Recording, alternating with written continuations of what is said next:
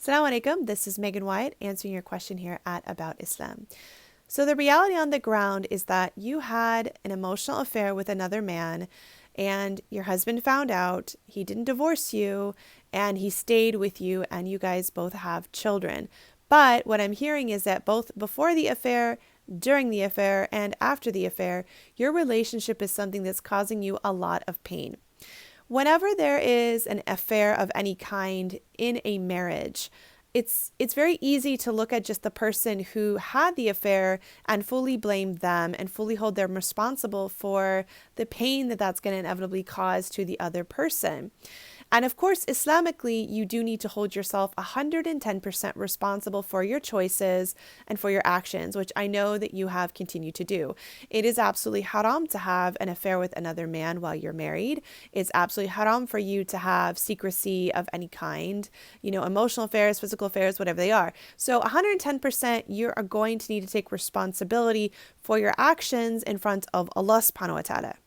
But from a counseling perspective, one of the realities that we understand is that an affair often involves two people, even though one person isn't an active participant in the affair.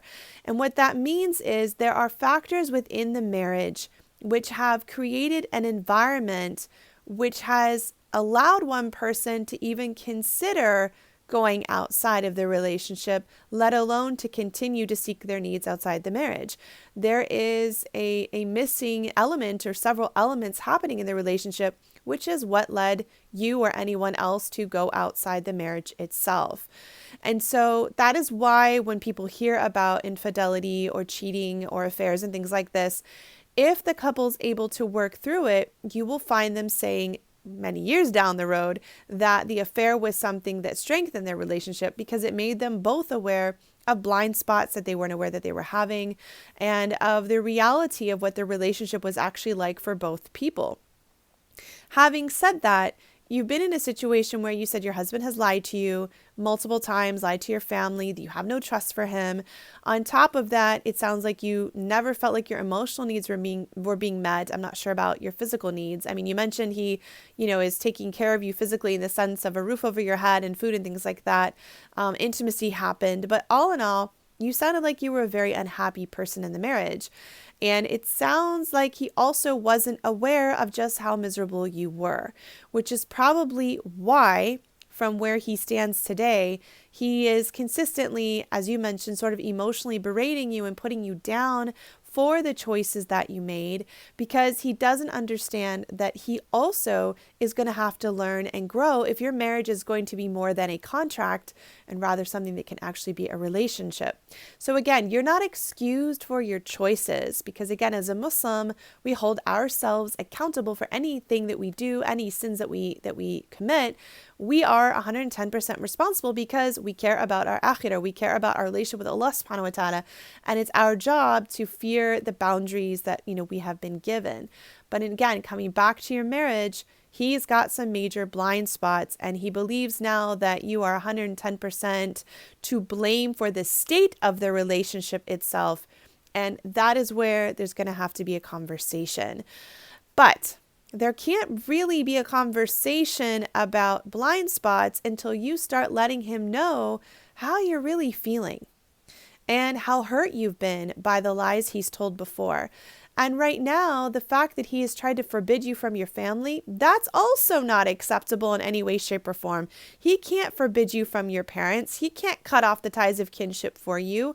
It's haram to cut off the ties of kinship. So now we have another, big sin that's also happening as a result of what you've done. And this also is going to further cause pain between the two of you and further harm the relationship. And any chance of both of you recovering from this is going to get more slim over time if you both continue to hurt each other in such major ways. So you have a right to your family and your family has a right to you. And that's not a solution at all for, what has happened. Maybe he's in a lot of pain, he's, hurting, he's angry, but the way for him to deal with that hurt and anger is not to become an oppressor, which is what's happening, but rather for him to channel that through conversation and communication with you. You both need conversation and dialogue to talk about how you've both been hurt, how you've both been disappointed, how your needs aren't being met on both sides. And again, taking full responsibility for your actions, both of you.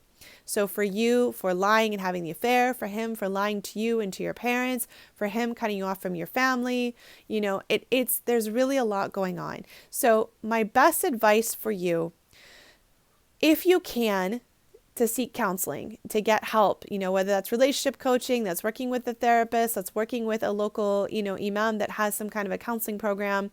You both need a place to talk about what's caused so much hurt all of this time. If that's currently not an option, I would say that using the words "I'm hurting" or "this has hurt me" is fair. And it's a way to open up a conversation into someone else's heart. So letting him know that you feel really hurt by him cutting off your parents is a great way to communicate what you're dealing with. And he might say, "Oh, you're hurting? Well, guess what? You did this and you did this and you did this and you did this." And there's going to be an initial period after you've been found out for what you've done, where you're going to have to be patient while he expresses these things because he's so hurt and angry. But there will also come a point in time where it won't be acceptable anymore for him to continue to show so much hurt and anger towards you, because you're elongating the pain, but you're not actually healing. And then it can become a form of emotional abuse. And so we don't want it to get into that place. So I'm not sure how long ago he figured out what was going on. So in the beginning, there is a period of time for you to accept, you're right, I did something wrong. You're right that I shouldn't have done this. You're right that I made a bad choice. But it's also not okay to cut me off from my parents. You're right that I hurt you. You're right that I sinned. You're right that I made a bad choice. You're right about all of that. But if we're going to get better, we have to talk about the fact that you've also been lying to me. And that was part of what pushed me away. So it's not being in a position anymore of pointing fingers of who has done more wrong. It's an invitation for you both to collectively discuss the hurt and the wounds that are present in your marriage. You can't get by with just sweeping things under the rug. It's not going to improve by just pretending nothing ever happened. Things sound like they're going to continue to spiral out of control. Having said all of that, my question to you is, what is your reason for staying in this marriage? You were very clear that you felt very lonely, that your husband had lied to you, that you basically didn't have a relationship with him, that you never wanted to leave the other person. And so why are you in the marriage? Are you in the marriage out of guilt? Are you in the marriage out of shame? Are you in the marriage simply because you got caught, and now that you've been caught, you're trying to get his approval back? It's also really important for you to answer for yourself, why are you here? Why are you staying? Right? Why are you here in the situation that you're in right now? Is it the right place for you? Are things going to get better? Are you both able to come together and work through the challenges that you have? Now, that's a process. It's not going to happen overnight.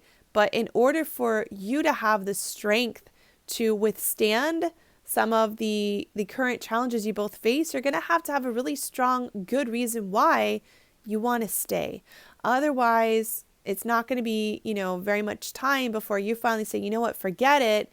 I didn't want to be in this marriage anyway. I should have gone off with the other person, right? And then it's going to be more hurt and possibly more poor choices. And I don't want you to get tempted again to contact that other individual. I don't want you to get tempted again to go outside the boundaries of the marriage. So you really need to make a firm decision about what you want and what you're working for, and pull in whatever resources are available. But definitely, you can't be cut off from your family. Yes, you made a really poor choice. Yes, you need to take 110% responsibility for your choice and for your actions and how you managed your loneliness, but you also cannot continue to be berated emotionally and mistreated as a result of that. So please find a third party if you can. Have an intervention if you can. Commit yourselves to programs if you can, so that you both can develop a healthy relationship that's more transparent with each other for the sake of yourselves, but also for the children that you both have.